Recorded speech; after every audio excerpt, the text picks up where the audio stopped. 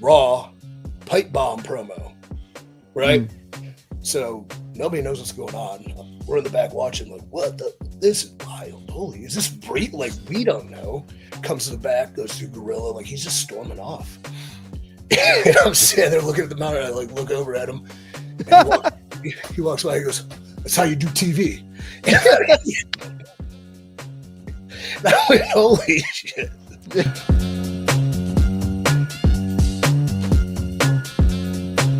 And nothing great worth creating is not going to come easy or not at peril to your psyche or your even physical self. I was talking to a wrestler, you might know him, the other day. His name is John something. Mm-hmm. He does like Something. whatever. May have heard of him. Yeah, and we're talking, just briefly touching base via text, and good luck on this run, man. You know, you're the fucking best. You're cool. Right. Like, his one thing was like, I just want to make sure whatever we do in this last year is authentic. And I was like, man, that's the easiest way to say it. And I feel like, how could people be confident and comfortable in being authentic, short of knowing that it will probably come with ridicule from the internet? What's a great WWE angle recently? Like Punk and Rollins is great. Like, yeah. Cody, that buildup was great. It took a year, and like the climax were pretty spectacular, but it probably wasn't.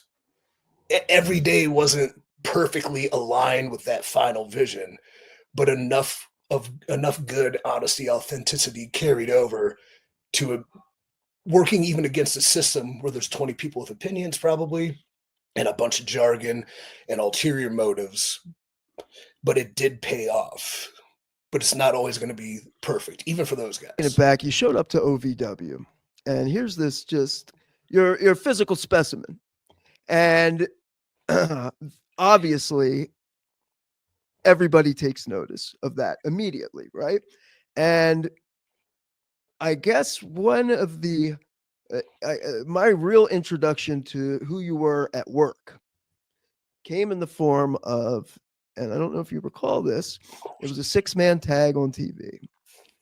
Okay. And I believe it was Roadkill and Pat Buck and somebody versus yourself. I can't remember, maybe Los Locos. It might have been, yeah. And I was Mike Hutter. Yeah. And it went a little sideways, I think. The finish it was a little sideways. I don't remember the match. I remember I was like, well, Roadkill really kicks the shit out of you.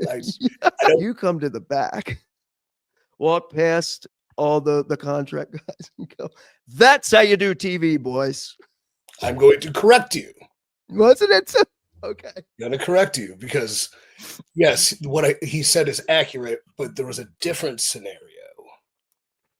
And it was, I got squashed by Dan Rodman.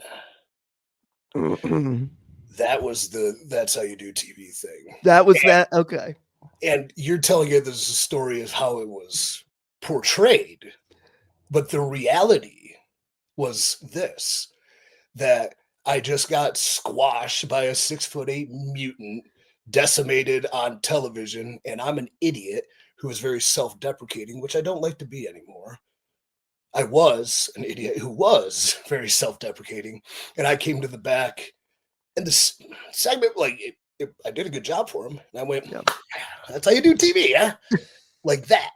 And how it carried over because the boys talk to the boys, and like, yeah.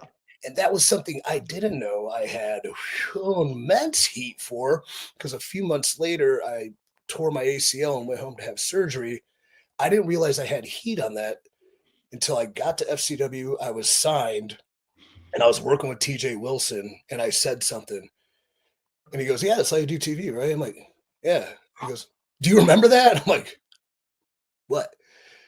And then he told me about this, the whole thing with Mike Hutter and OVW. That's how you do TV. And I'm going to pay off this story with a full circle moment, because at the time, I mean, who was down there then? Like The Miz, CM Punk, they were down there, right? It was a who's who. McIntyre. Stacked, yeah. I was in Vegas when we were doing the crappy version of NXT, internet style, Raw, Pipebomb promo, right? Mm, So nobody knows what's going on. We're in the back watching, like, what the? This is wild. Holy, is this Brie? Like, we don't know. yeah. Does his whole thing, leaves, comes to the back, goes through Gorilla, like he's just storming off. And I'm standing there looking at the mountain. I like look over at him, and he walks by. He goes, "That's how you do TV." And I went, "Holy shit!"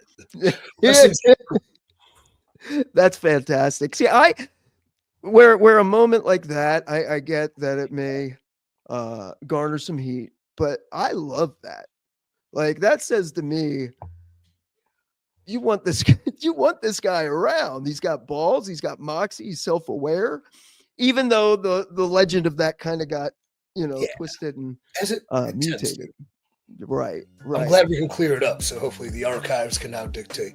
Regardless, it was a young, dumb, cum-drunk idiot's musings on his own failures to be 6'8", and it only cost him 1.5 years of a career where people hated him without even knowing him or knowing why.